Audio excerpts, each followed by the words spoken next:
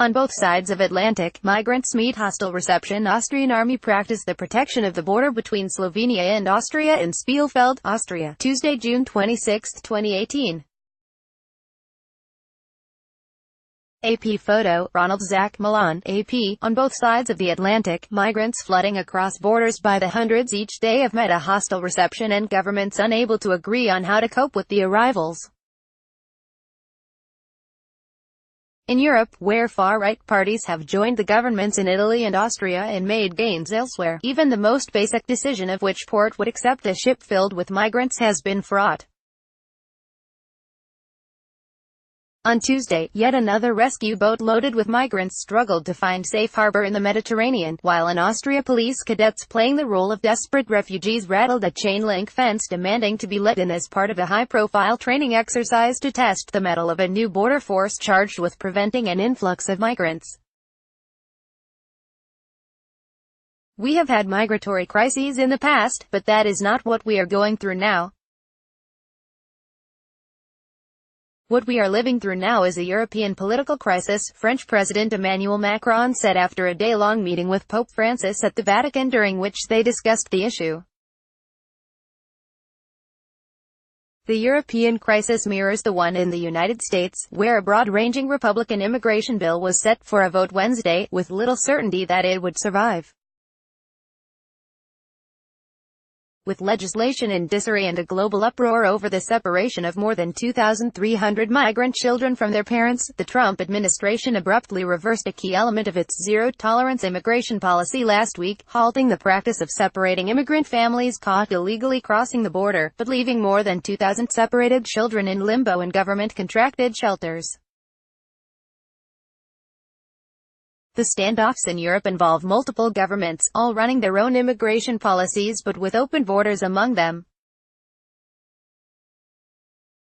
Twice this month, as calm seas and warm weather spurred greater numbers to set sail, rescue ships filled with migrants have been left in a holding pattern in the Mediterranean. The latest standoff involves the German-operated Lifeline, which has sailed for 5 days without safe harbor. France, Portugal, Italy and at least one other country agreed to divide up the migrants on board, and said Malta would take in the ship. But the German aid group operating the ship said Malta had sent a message refusing entry into its territorial waters, further confusing an agreement that had taken days to negotiate. Malta also flatly refused to accept an empty rescue ship, the Aquarius, which needed some mechanical work before it could resume its sweeps of the Mediterranean. The ship headed to the French port city of Marseille instead. It was the Aquarius that touched off last week's showdown, when the ship, operated by French aid groups and carrying 630 migrants, had its journey to land extended by a week after Malta and Italy refused docking rights. Spain ultimately accepted the passengers, and the Aquarius traveled an additional 1,500 kilometers (900 miles) to get there. It's 5 useless days to come here when the Aquarius is not on the migrant route to rescue, and that's a shame in terms of saving human lives. Frédéric Pennard of SOS Méditerranée said in Marseille, where the ship was expected on Friday. Italy, which believes the rescue ships operated by aid groups only encourage more migrants, also refused docking in Sicily. Italy's new right-wing Interior Minister, Matteo Salvini, has contended that the rescue boats essentially provide taxi service at sea for the human traffickers. But with calm seas and fair weather, more migrants continued to take their chances crossing from North Africa. Spain's Maritime Rescue Service picked up over 400 people from the Mediterranean on Monday, bringing the total number of rescued migrants to around 1,800 in just 4 days. Macron has pushed for asylum demands to be processed in North Africa before the rickety boats attempt the crossing, but so far no country in the region has agreed to play host.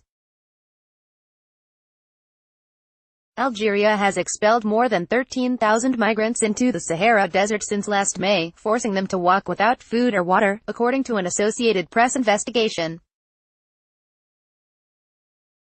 And in Libya, which has turned back dozens of migrant boats, there have been complaints of rampant human rights abuses against migrants in detention. On Tuesday, Austrian police staged a high-profile training exercise simulating an influx of migrants along its frontier with Slovenia to demonstrate how it would deal with such a crisis.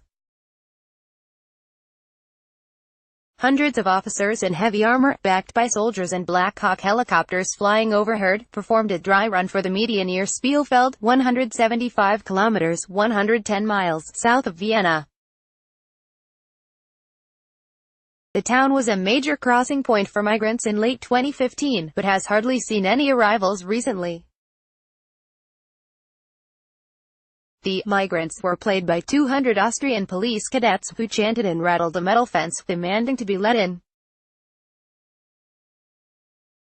Austria's top security official said the exercise was necessary and lawful, dismissing concerns at home and abroad. A state which, if things come to a head, can't protect its borders effectively, loses its credibility. Interior Minister Herbert Kickl told reporters. I'm strongly determined that events like those in 2015 must never happen again. This has nothing to do with inhumanity, this isn't unlawful, this isn't indecent, he said. This is what the law demands from us. It is what the people expect from us. Kickl's far-right Freedom Party has pushed for a hard line against migrants for years and saw a surge in support following the 2015 migrant crisis, when thousands of people fleeing war and hardship in the Middle East and Africa poured through Europe's open borders daily, triggering a humanitarian and political crisis that has left deep divisions on the continent.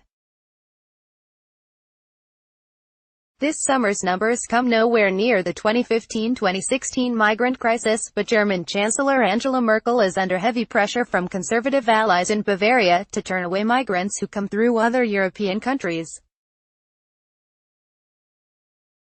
Merkel, whose decision to allow migrants stuck in Austria and Hungary to come to Germany was initially welcomed by voters, has warned that unilaterally closing borders could trigger a string of national measures by individual countries that would further divide Europe. Speaking in Berlin, Merkel said most EU countries are more concerned about preventing migrants from illegally entering Europe in the first place. Neighboring Slovenia protested the Austrian exercise, saying its own forces are already doing enough to protect the borders of the Schengen travel zone within which Europeans can travel freely without passports. I even see the exercise as somewhat provocative, Slovenian Prime Minister Miro Cerar said Tuesday, according to the official STN news agency. Cerar said the number of migrants entering Austria from Slovenia has not increased and described his country as an exemplary protector of the Schengen border. Meanwhile, Martin Sellner, who heads Austria's white nationalist identitarian movement, applauded the fact that authorities were using the same. Macron said that these were the battle lines being drawn in Europe, with migration at the center. We are not good at this subject, either in Europe or in France, he said. But we have a society to lead, hint contributed from Paris. Associated Press writers Frank Jordan's in Berlin, Giovanna Gec in Belgrade, Francis D'Amelio in Rome and Philip Jen in Spielfeld, Austria, contributed to this report. Copyright 2018 The Associated Press. All rights reserved. This material may not be published, broadcast, written or redistributed.